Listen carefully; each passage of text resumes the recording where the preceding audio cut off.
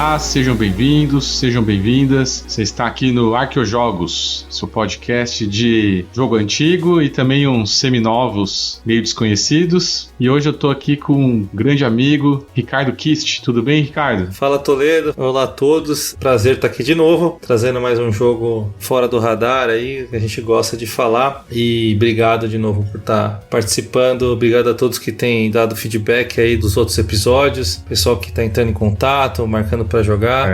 E vamos ver se hoje também a gente consegue trazer um jogo legal aí para contribuir. Com certeza. Teu último fez sucesso, né, meu? Veio fazer aí um episódio de peso aí do High Frontier, né? Bastante gente comentou, mandou mensagem, foi muito legal. Não tinha como, porque assim, todo mundo que participou ali, pessoas que gostavam muito, apaixonadas pelo jogo.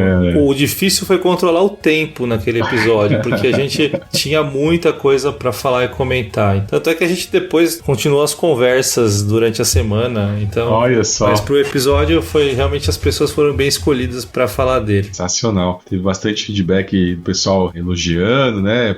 Mandando várias mensagens aí dizendo que foi bem legal. E realmente, né, é difícil juntar pessoas que manjem de High Frontier, né, cara? E, juntou 3. Foi sensacional. Foi muito bom. Então, cara, hoje a gente tá aqui, né? Primeira vez que estamos gravando aí você junto, né, Kist? É verdade. A gente tentou uma vez, né, com o Lucas, que deu errado. É verdade. Isso aí é uma lenda, né? Teve um que deu errado, mas já ficou pra trás, né? E já até teve o episódio do Pax Renascense depois, né? Verdade. Você não tava, mas a gente acabou fazendo, né? O episódio também foi super legal. Isso, boa. O jogo que eu falei no dia eu vou fazer com o Felga, a gente combinou já, que é um jogo solo. Legal. Não vou dar spoiler. Não pode. Então, meu camarada, o que você traz aí pra nós hoje pra gente trocar uma ideia? Cara, vamos lá. O jogo que eu tenho pra trazer hoje aqui, ele é o jogo que cabe aqui no nosso podcast, nem tanto pela idade dele, né? Ele é um jogo de 2017, mas por ter ficado bem fora do radar, né? Eu quero, durante aqui o episódio, mostrar pra vocês que eu acho que isso foi bem justo, porque é um jogo excelente. Pra você ter uma ideia, ele tem, no BGG, ele tem só 174 avaliações, né? Caramba! E aqui no Ludopedia, só eu tenho o jogo, né? Tem 13 pessoas que querem ter. Realmente ele ficou, apesar de ter algumas mídias aí no YouTube e tal, acabaram cobrindo o jogo, né? As americanas não, mas mais os europeus, com bastante comentários positivos, ele acabou ficando totalmente desapercebido. Então, acho que faz parte aqui da proposta a gente trazer e talvez despertar o interesse. O meu grupo de jogo gosta muito do jogo, já jogamos mais de uma vez e deu muito certo. E a gente quer apresentar mais esse jogo pro pessoal aqui. É bem isso, né? Que a gente fala, é muito lançamento, né, cara? E aí tem um limite de atenção do público e da mídia, né? Então, alguma coisa boa sempre vai ficar pra trás, né? E eu acho que também o fato do jogo ser chinês, né? Ele tá fora lá do eixo dos grandes jogos, né? Então você tem Alemanha, Estados Unidos, um pouco de Inglaterra, o leste europeu também contribui bastante para o cenário, mas a China, ela ainda não se firmou aí, eu acredito, nessa parte, e o pessoal acabou deixando um pouco de lado, na minha opinião. E ele impressiona esse jogo, no feeling de jogar, ele é muito bom. Então, assim, já falei que o jogo chinês é de 2007, ele chama-se Ping Yao, The First Chinese Bankers, os primeiros banqueiros da China, e é um jogo da Jing Studios, o designer chama Wu Shuang. Como eu falei, é um jogo muito pouco avaliado no BGG e principalmente aqui no Ludopedia. Então, o que esse jogo traz, né? Qual que é a proposta dele? É uma proposta de trazer a história da formação dos bancos na China. Isso na dinastia Qing, né? Século 17 até início do século 20. Então, assim, é uma época que a gente não tem estrada de ferro. Você tem uma China já unificada com mais de 13 milhões de quilômetros quadrados. Nossa. A gente nunca parou para pensar, mas como que você faz uma economia única num país, né? No século 17, com 13 milhões de quilômetros quadrados, as pessoas andavam de camelo. Nossa. A gente não para pra pensar, né? Parando pra pensar, que coisa louca, né? Porque é mais fácil você pensar ali no século XVII, já no renascentismo na Europa, ali onde as coisas aconteciam, tinham embarcações, né? Agora, você pensar num país, né, continental como a China, voltado mais pra dentro, é interessante, né? Sem dúvidas. Quando eu comprei esse jogo, foi fora do país, tinha um chinês, ele foi contando a história. Jogando em si, você não sente tanto o tema. Mas quando você para pra pensar, ele tá muito alinhado, as operações, os conceitos que até a gente pode trazer para a atividade bancária hoje, né? Vou tentar mostrar um pouco isso. Então, Pingyao era a cidade na dinastia Qing considerado lá o Wall Street da China. É onde floresceu realmente a economia, onde os bancos começaram, as sedes dos bancos, onde os mercadores iam para fazer negócio. Então, por isso que é Pingyao. Então, reflete esse momento da história, esse florescimento mesmo do sistema da economia chinesa como única e o sistema bancário. Nossa, só isso já é extremamente diferente. Já dá vontade de conhecer o jogo. Eu falei, jogando você não sente tanto porque o jogo ele tem várias camadas para pensar, ele tem várias decisões difíceis e ele tem um saborzinho durante o jogo, mas você abstrai um pouco do tema. Mas depois você começa a analisar o que foi feito e você vê que está totalmente alinhado. Bom, enfim, cada jogador ali vai ser um banqueiro. Vão montar lá os bancos. E aí a gente precisa o quê? Fazer tanto contribuir para a economia chinesa, mas principalmente fazer o nosso banco ter sucesso mais do que o dos outros jogadores, que basicamente é ganhar mais dinheiro. O jogo se resolve com pontos, mas assim, a grande pontuação vem do dinheiro, tá? E o dinheiro define tudo no jogo. Você precisa a cada rodada ter mais dinheiro para o jogo avançar. Então a gente vai ter o nosso tabuleiro de jogador, ele tem do lado esquerdo assim, representando a sua sede, ali tem um cofre da sua sede, e o lado direito é um lugar onde você vai construir as agências. Então são possibilidades de você construir 9 agências, elas estão divididas em 3 níveis, nível 1, 2 e 3, então são 3, 3 e 3, né? O tabuleiro de jogador. E ali você vai construir as suas agências. O dinheiro em si, o renminbi lá, são moedas de metal. Aliás, o jogo tem uma excelente qualidade, componentes, tabuleiro, moeda de metal. Os lingotes de prata são lindos. Olha só. Eu vou postar foto depois no Instagram pro pessoal ver. Vamos inaugurar, né? Ele ajuda muito isso daí, né? Essa qualidade, né? Então, de novo, né? Um jogo desse, hypado, seria caríssimo. Entendi. Acho que eu paguei 25 euros, algo assim, mas um jogo que se fosse hypado, com certeza seria caríssimo. Então, 25 euros com tudo isso, cara? Com tudo isso. Só não comprei a expansão porque ainda não conhecia bem, né, o jogo, então eu teria comprado. Depois eu falo um pouco da expansão, que eu nunca joguei, mas só o que eu li aqui eu posso compartilhar com você. Mas enfim, o dinheiro é necessário, né, no jogo, mas uma coisa muito legal, e aquele chinês que eu encontrei lá na feira que explicou, essa questão do lastro. Você imagina qual é o lastro de uma moeda na China, né? Então, eles tinham uns lingotes de prata num peso específico e depois, mais pra frente, também usavam ouro. Então, esses lingotes de prata, eles eram praticamente moedas. Eles, além de lastro, eles serviam de indexação, né? Num país com tanta território, as pessoas iam, por exemplo, pro banco e entregavam como garantia ali o lingote de prata. A moeda circulava. Você podia ir numa agência do outro lado da China que você tinha o mesmo lastro. Olha, cara. Então, você tem no jogo aí as pecinhas que são, parecem umas cuias assim de lingote de prata, bem bonitinho. E elas têm um valor, o dinheiro é indexado a isso. E os bancos usam isso como transação.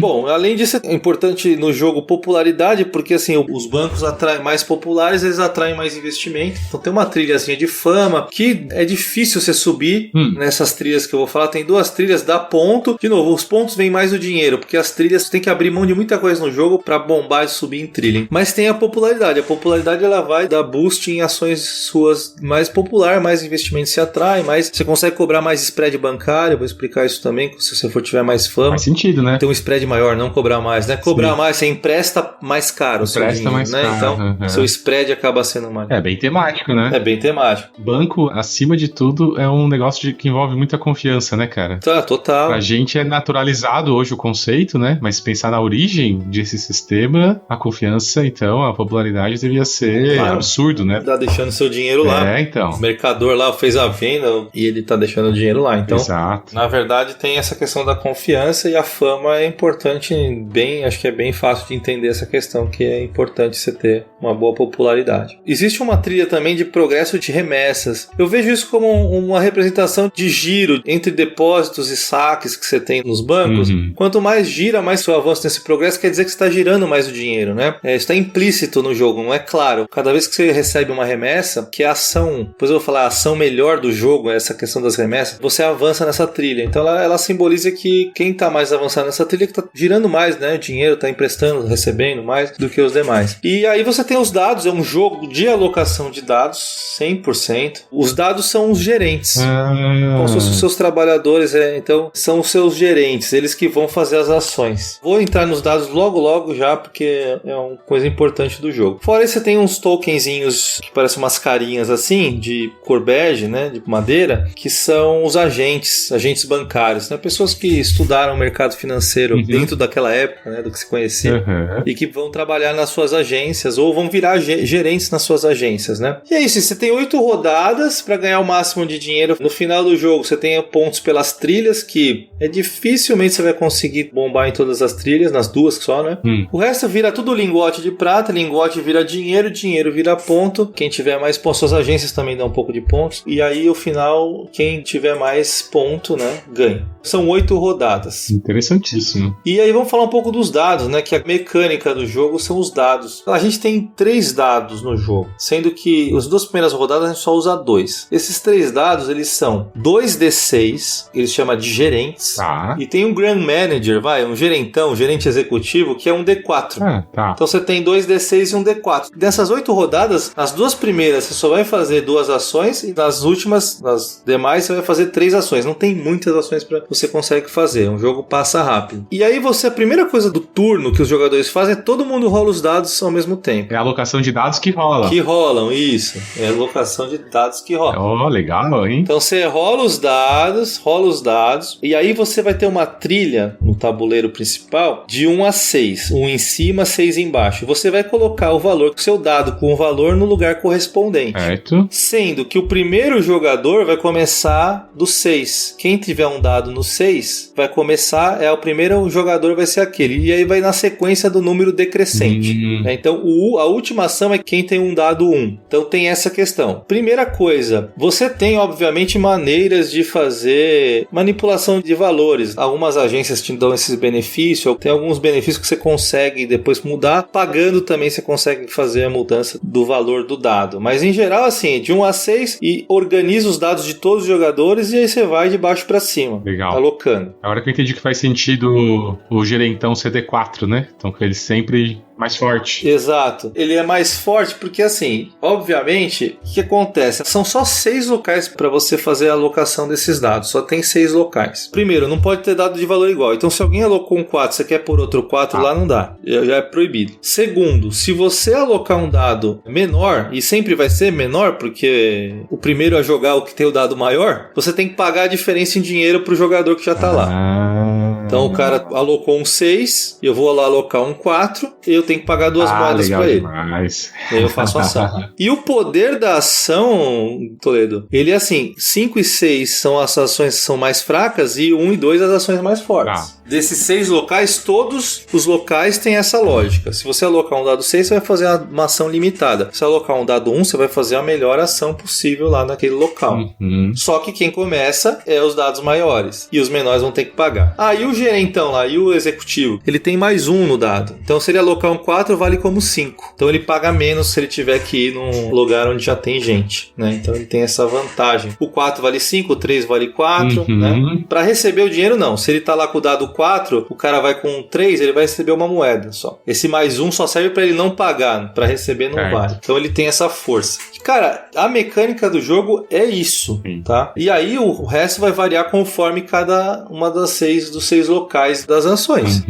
E aí que vem toda a temática do jogo. São 6 locais de ações. Só 6. Não é só, né? É porque é muita mecânica em cada espaço, né? É, que vai ter a interação clara de você querer ir antes ou depois e correr o risco de não poder fazer a ação que você quer. O jogo acaba rápido. Não são muitas ações no jogo. Entendi. O que pesa muito é isso, que você, o dinheiro é escasso, o dinheiro é importante, você não pode ficar gastando para fazer ação, para mudar o valor do dado toda hora. Então, eu vou primeiro, vou depois, faço a ação melhor. Há risco do cara pôr um dado com o mesmo número que eu não posso ir lá naquele lugar que eu preciso muito ir. Então tem essa camada estratégica que dá um gostinho legal pro jogo. Muito interessante. Todo mundo gosta dessa parte, né? Se, puta, o cara foi lá, me bloqueou. Tem esse aspecto interativo que é legal. Cara, tem um jogo antigo da Fantasy Flight, eu posso estar viajando, que eu nunca joguei, é uma das minhas falhas. Era um Ameritrash na época, era Forgotten... Realms. Não é.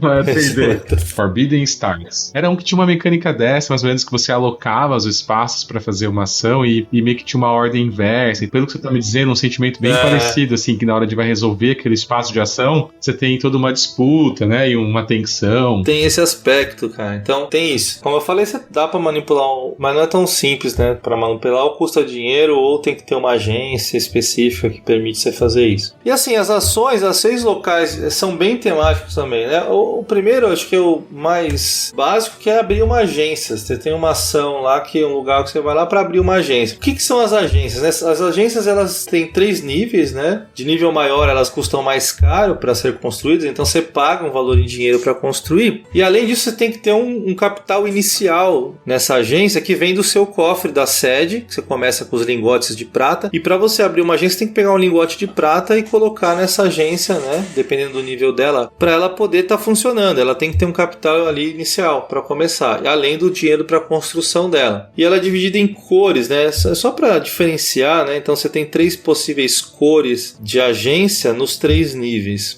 As agências mais de cima, de menor nível, elas te dão fama quando você constrói, porque você está aparecendo, né? Você está começando a abrir agências. E as de baixo, elas te dão ponto, porque aí já são agências que já são populares, né? Então elas vão te dar pontos. Mas é sempre 1 ponto por agência. As agências de nível 3, elas podem te dar aqueles pontuação de final de jogo, sabe? Legal. As de nível 3, que custam caro pra caramba pra construir, tem que investir por os lingotes lá. E aí, qual que é a questão da agência? Ela tem encame na virada de turno, né? Só que o encame é limitado à quantidade de lingotes, né, de prata que você tem lá.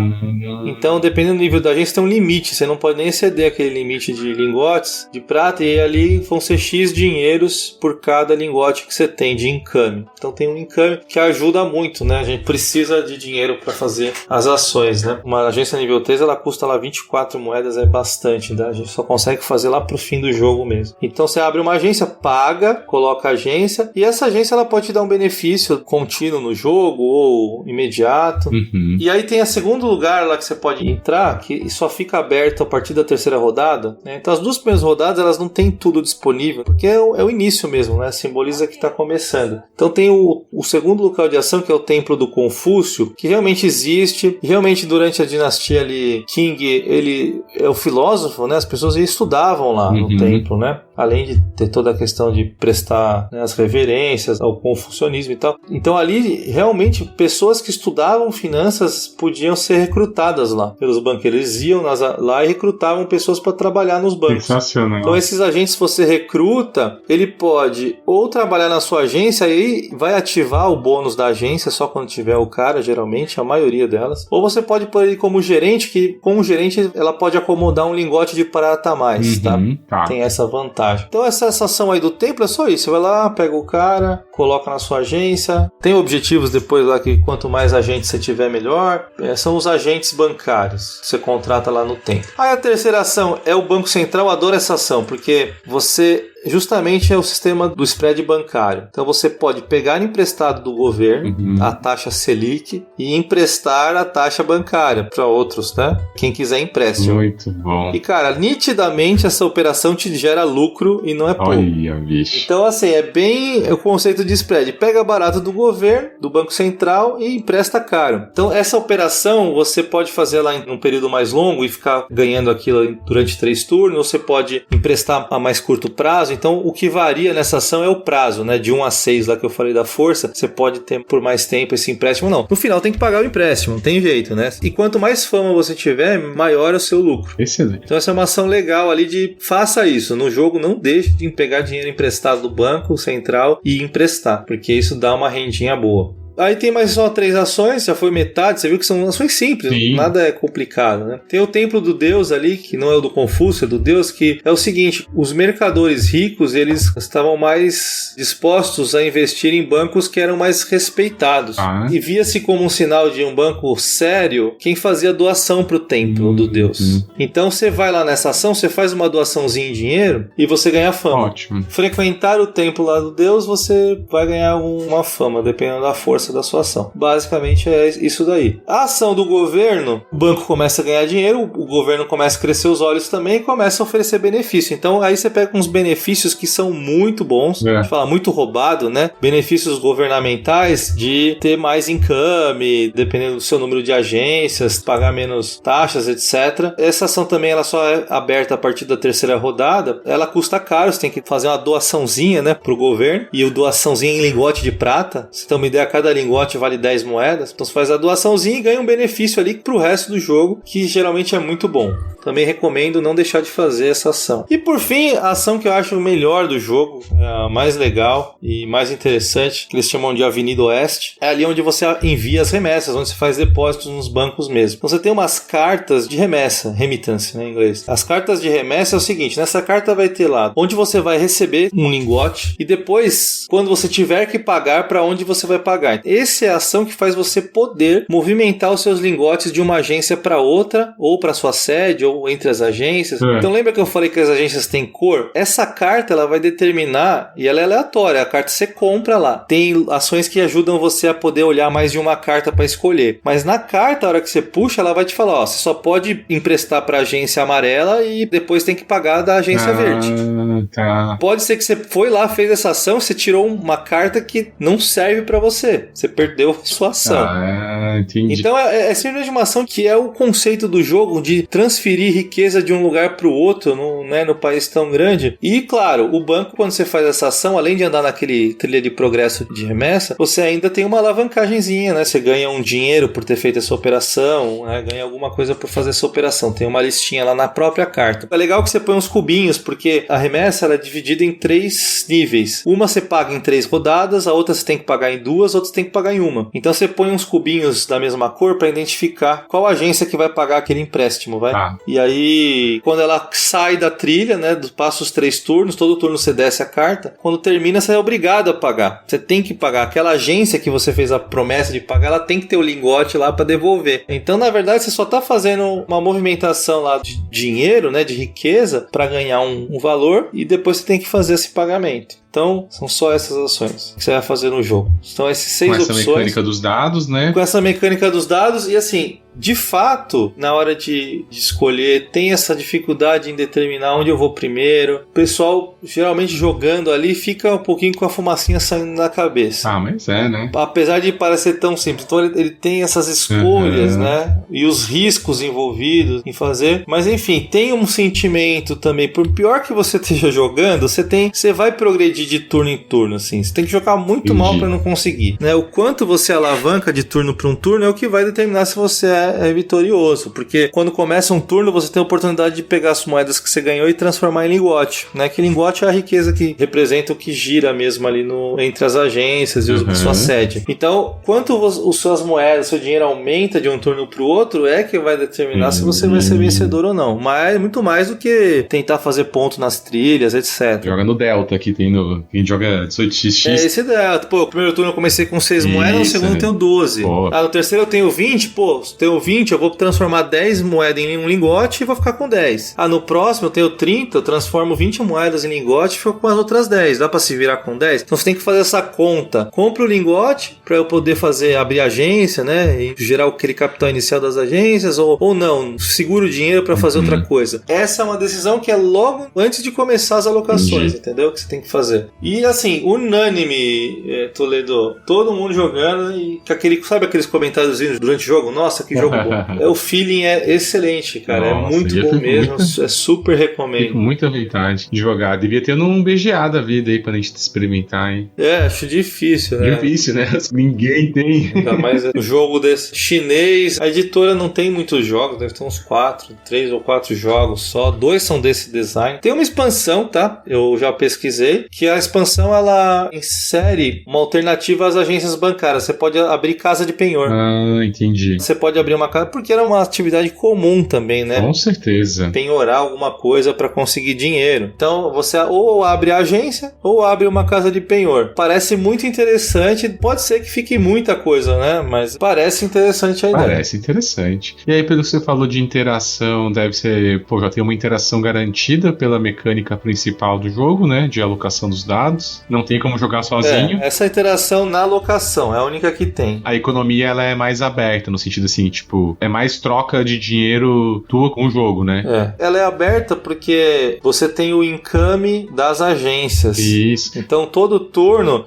dinheiro vem de fora, né? E faz sentido. E dos empréstimos, você faz um empréstimo, exato, vai vir dinheiro, entrar dinheiro no jogo, vai entrar dinheiro no jogo. Você teve o encame das agências, a receita, você vai entrar dinheiro no jogo. Então o jogo começa com pouco dinheiro e ele termina com muito mais.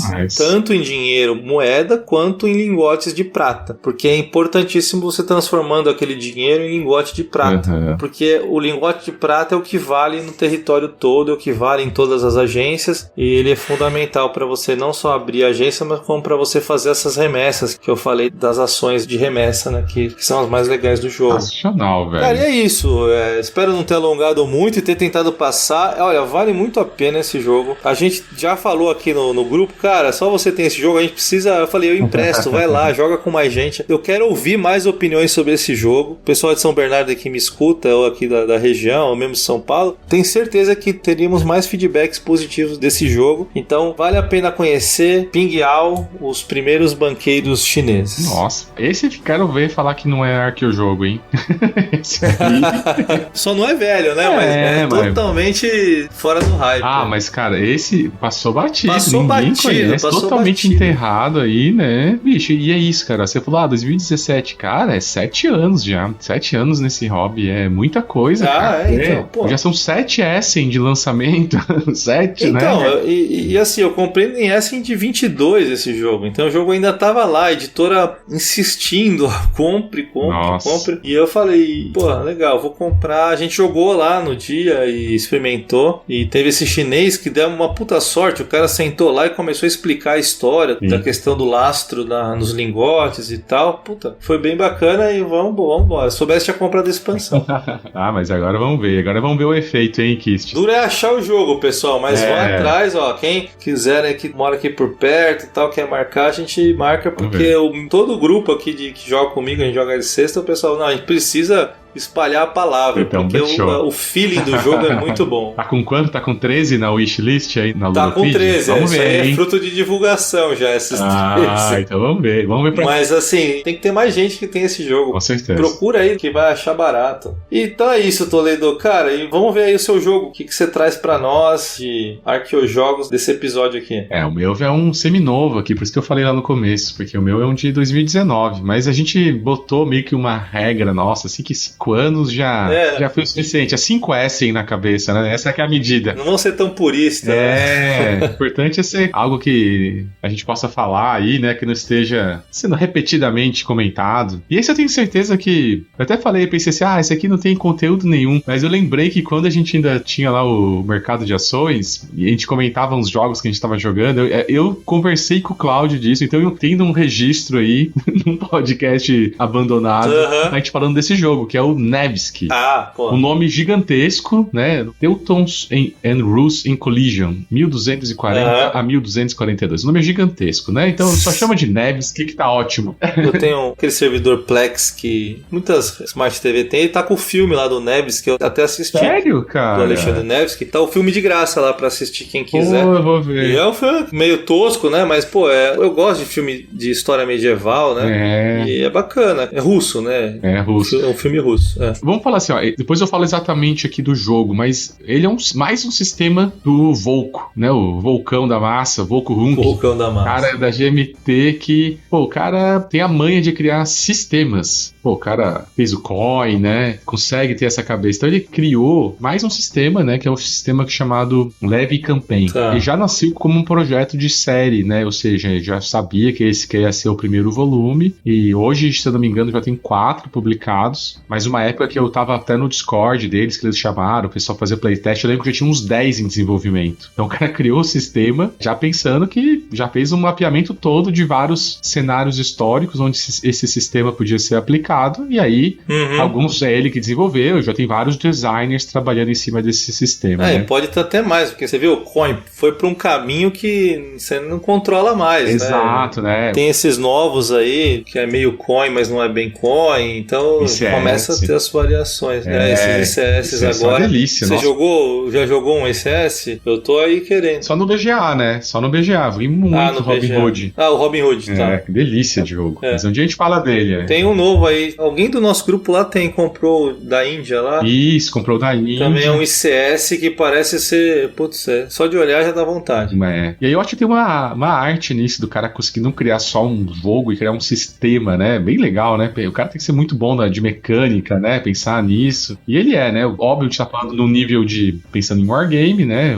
É um wargame light, né? Certo. Mas no sentido assim, não é light, né? Eu quero dizer que os wargamer mais cascudo fala que esses sisteminha da GMT é tudo light, né? Pra nós é muito pesado.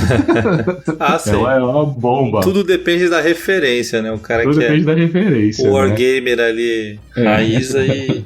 Mas qual que é a temática, né? É um sistema que está simulando um warfare medieval, né? Ou seja, tudo que envolve processo de guerra, só que nos tempos mais antigos. Então isso envolve o quê? Não vai ser grandes problemas de logística, de abastecimento, mesmo as relações entre os atores são diferentes, não é um país contra o outro, né? Numa guerra moderna. É uma região lá que tem uma cidade-estado e tem uns lords, né? Um lance meio feudalismo, assim, ainda. Total. Então ele tenta colocar isso, né? Você tá tentando recrutar esses lords para lutar por você, né? E organizar ali. E uma fase de campanha, que é onde você realmente usa esses lords para fazer suas ações, né? Então o jogo tem sempre duas fases. Então, nesse jogo aqui que ele inaugurou, ele, como você trouxe aí, né, passa ali bem perto da antiga Rússia, né, ou seja, vai ser chamada Rus ainda. E você tem ali uma série de conflitos que aconteceram ali em 1240 entre os teutões, que, né, junta ali uns povos germânicos e os dinamarqueses também, né, e também pega aquela ordem, que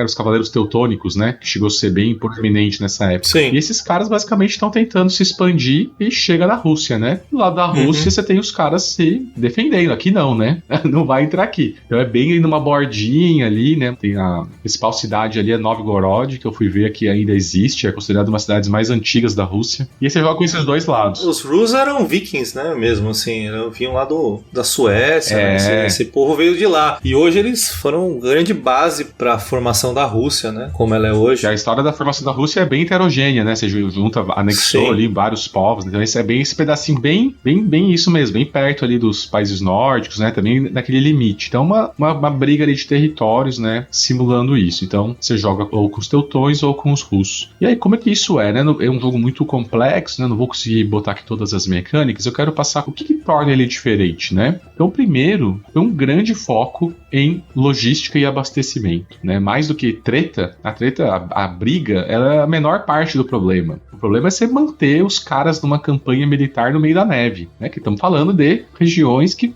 vai ficar a maior parte do tempo do ano coberto de neve, né? Certo. O inferno desse jogo, né? O que vai deixar a cabeça fritando, como estava no jogo que você trouxe pra nós, que é ali pra você maximizar, aqui não tem nem como maximizar. É como assim, cara, como eu faço isso funcionar? Como eu faço pra chegar lá, manter meus caras lá, né? Ninguém morrer de fome e ainda conseguir avançar. Então o jogo, ele é muito arrastado. Então, eu sempre falo, se tem gente que já não gosta de coin, e coin já é meio arrastado. Esse aqui, cara, é só sofrimento. Porque tudo é difícil. Às vezes é mover os caras, você vai ter que fazer um planejamento muito extenso e pode dar errado. O primeiro trunfo desse jogo é não se matar, tá ligado? Não perder o jogo sozinho. Certo. Quando você passa desse nível, você começa, agora eu posso começar a competir, né? O que eu acho legal é que é um cara que gosta de planejamento, que gosta de gestão, mas ele gosta muito de só luta, né? Só conflito. Esse jogo ele traz, porque é um jogo que tem toda a questão logística que você precisa fazer bem feito, que vai ser fundamental na vitória. Sai um pouco daquela coisa, é só batalha, só batalha, só batalha. Não, exatamente. É fundamental pro sucesso você fazer a logística do jogo funcionar. Fazer funcionar. Legal. E que é o que aconteceu realmente nesses conflitos, né? É muito romantizado esses conflitos em filmes, né? Aquelas batalhas campais. Mas, os caras só iam pra fazer batalha campal, era burrice, né? Você tem castelos, tem fortificações. Você vai vir pra cá, amigão, vem entrar aqui dentro. Vai ter tudo baseado em cerco, né? Fazer os sieges. Fora que essa região tem a questão do clima também, clima, que vai ser fenomenal. Essa região aí, no inverno, você vai a lugar nenhum, você morre. Não vai a lugar nenhum, você morre. Perfeito. Então, qual que é? Pra mim, essa é a cereja do bolo. Eu já vi alguns outros jogos da série e só o Neves, que pelo visto é o que mais forçou, porque também o conflito permite, né? Então, o que acontece? Como você bem disse, a gente tem como se fosse 3 estações nessa região, né? Bem definidas. Então, você tem um verão, que é bem curto, um inverno bem longo, onde tá tudo cheio de neve, e uma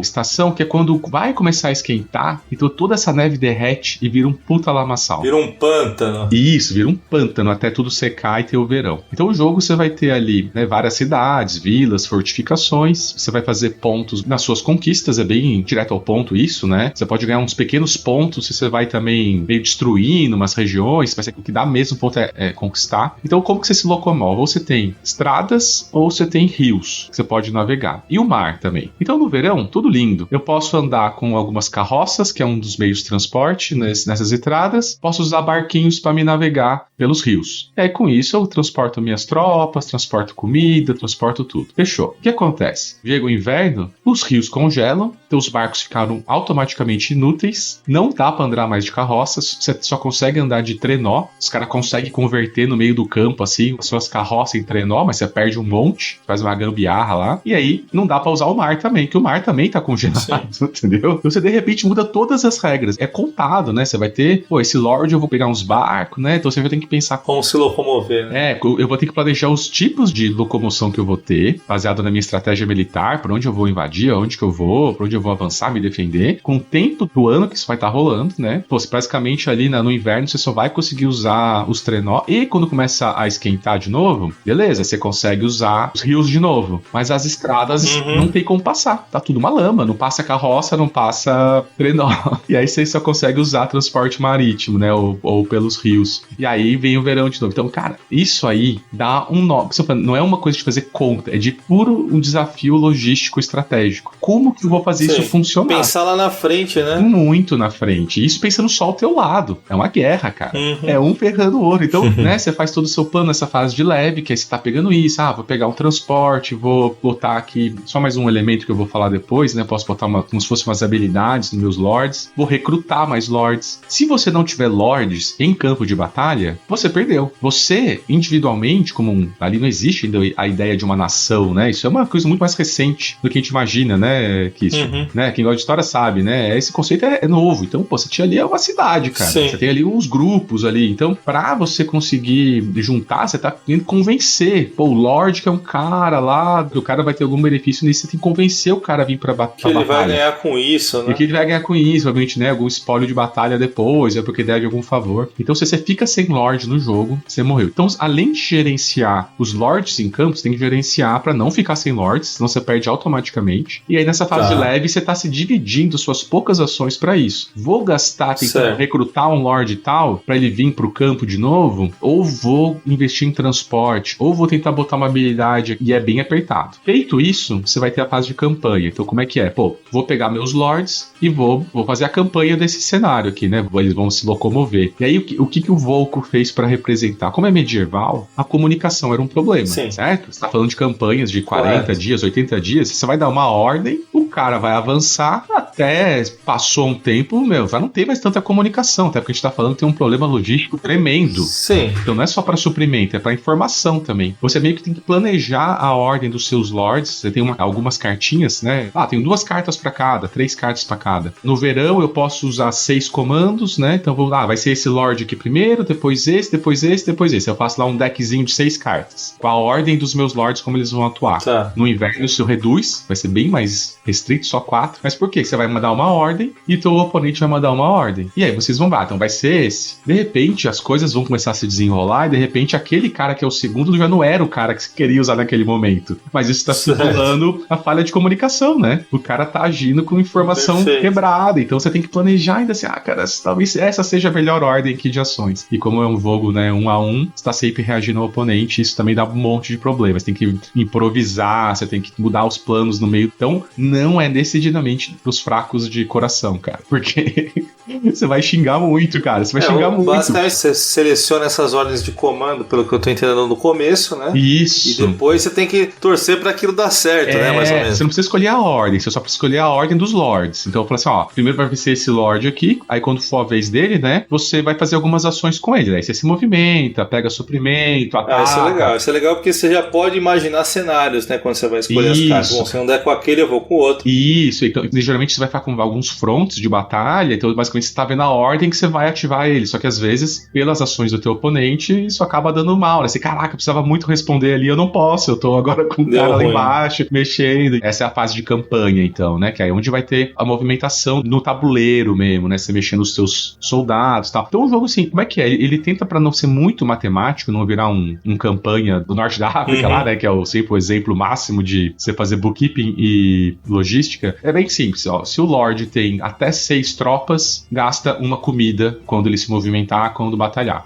Se ele tiver mais do que 6, gasta 2. Então isso dá um gerenciamento, porque comida é escasso. Como pode imaginar, no inverno fica muito mais difícil também conseguir comida. Então muitas vezes você tem que fazer com seus próprios transportes, isso dita a tua linha de suprimento. Não adianta nada, eu tô lá na frente avançada, eu preciso ter transporte suficiente se eu quiser buscar comida. E aí, então, outra questão que você tem que planejar, né? Então não basta, sei lá, tomar um local. E buscar. Se você tomar um local, você precisa, eu vou conseguir sustentar ele aqui? Eu vou conseguir trazer comida pra cá, pra esse local que eu acabei de conquistar aqui na borda? Mas aí você vai lá, ganha uma batalha e simplesmente não tem como segurar o local. Então você tem que planejar a ordem das coisas, chegar lá, tomar e manter. Tudo isso planejado com muita antecedência. É muito legal. Então, isso é legal estar explicando isso pra tirar um pouco quem pensa que é um jogo desse, ele é um jogo de ali só combate. Muito pelo contrário. Ganhar território.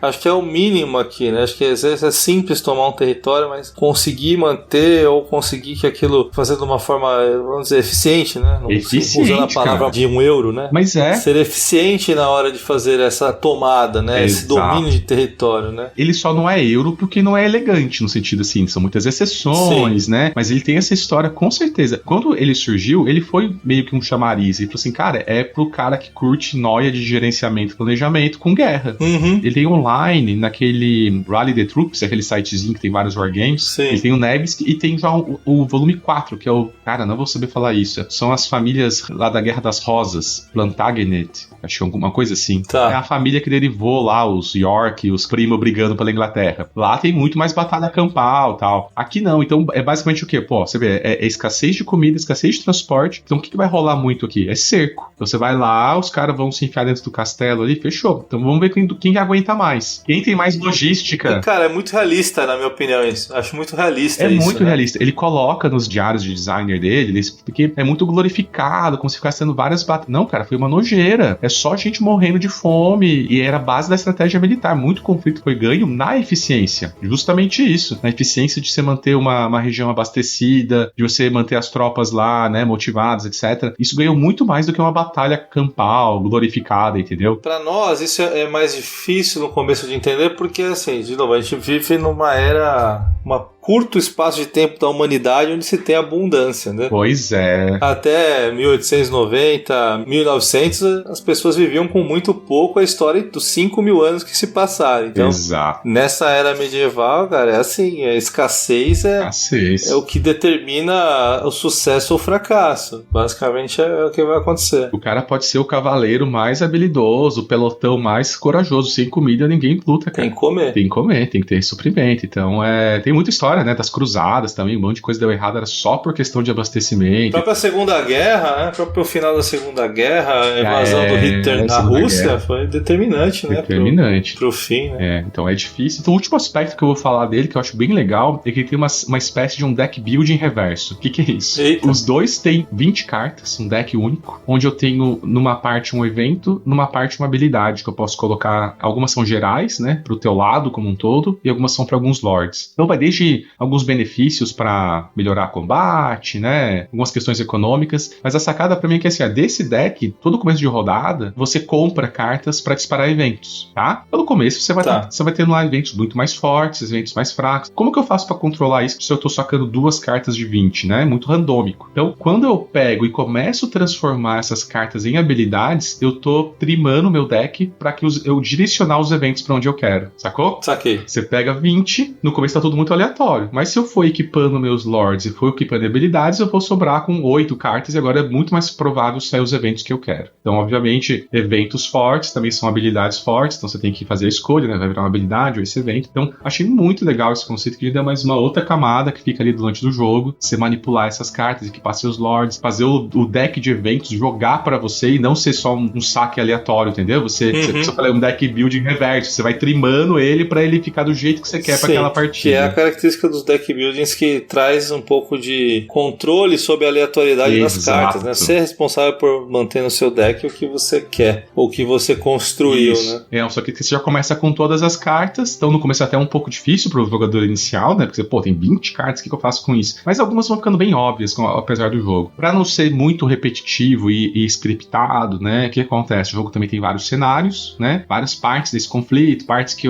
os teutões já estão mais avançados, partes em que os russos estão devolvendo a porrada, né? E aí você tem pra várias durações, né? E gostos. E aí, a última coisa, eles têm 2 pequenos aspectos que eu acho bem interessantes, que pra dar mais uma simetria, que os teutões têm como se fosse um emissário do Papa, que só eles têm. Aí os russos não tem nada parecido. E serve lá pra ajudar também a recrutar, tem alguns bônus. Mas os russos têm uma que eu acho mais temático. Eles têm o conselho lá, o que chama o VET, de Novgorod. Então o que é? Você tem os lords, que são os caras que estão ali, mas você tem os 2 príncipes, que acho que são os caras lá de mais de Moscou e tal. São os caras lá que seriam mais perto de uma realeza que você teria. E os caras querem provar que Novgorod não precisa dos caras, de ajuda deles. Então você tem uma mecânica que enquanto você tá recusando a ajuda dos príncipes, que são bem fortes, são os lords mais fortes russos, você vai ganhando ponto. Então você tem uma coisa meio do orgulho dos caras, assim, não precisei. E é por isso que o jogo chama Nevsky. Exato. Porque justamente foi ele que foi o cara convocado pra resistir à invasão lá dos Cavaleiros Teutônicos. Exatamente. Né? Então tá bem claro isso na história. Bem claro. E aí tem essa parte temática aí do conselho. Exato, ele conseguiu fazer isso numa mecânica de jogo. Então pro cara que é russo, ele, enquanto eu consigo segurar assim, chamar eles, eu vou ganhando ponto e eu forço o cara a ter que me atacar. E aí você pode se programar para isso. Então tem uma dinâmica muito boa. Falando aqui é complicado, né? Eu recomendo também jogar, principalmente porque tem no Rally the Troops. Sempre quero jogar. É difícil, né? Ensinar. A gente já tentou jogar, né, Kist? Mas nós tentamos, né? Tentou. Bastante tempo atrás a gente entrou, abriu um jogo, mas a fase dos 2 não tava boa pra... a gente não conseguiu, pra se dedicar, né? Porque existe uma dedicação, né? Existe. Pra aprender e tal. Eu falo aqui, parece que eu joguei muitas partidas e pra mim agora o sistema é muito claro na minha cabeça, né? Eu sei que pra aprender é difícil, né? Eu preciso treinar um jeito de ensinar aqui pra ser, mas eu recomendo. E aí só pra dizer, tem pra todos os gostos, né? Você vai ter o segundo volume sobre a Reconquista Espanhola, já muda. Não vai ter essa questão do clima todo, mas vão ter outras questões. Sim. Aí tem lá vários conflitos, todos com essa base de ter sempre essas 2 fases, né? Uma fase de convocar os lords, de arrumar ali a casa, e uma de campanha, com essa pegada de logística e falha de comunicação, né? Então, um jogaço, um baita sistema. Fantástico. Recomendo muito quem puder jogar. Eu nunca ouvi falar mal desse jogo, né? Eu já ouvi muito. A tentativa de jogar foi frustrada, mas não pelo jogo, né? Pela falta de tempo. Mas, assim, é um jogo que tem uma excelente reputação aí no meio dos jogos. É um jogo da GMT. Nem sei quanto que ele tá avaliado no BGG, mas aposto que é 8 pra cima. Pra ver. É 8, exatamente. É 8, então. É isso. Porque todo mundo realmente que gosta desse tipo de jogo, com certeza. E aí do Volcos já falou também, extremamente competente né, nesse tipo de proposta. Pois é. A limitação são 2 jogadores, né? Então são 2 jogadores, tem que achar um outro maluco igual a você e aí vocês vão ter belas horas de uma experiência bem única. Eu acho que esses 2 jogos que a gente trouxe hoje são bem nichados, né?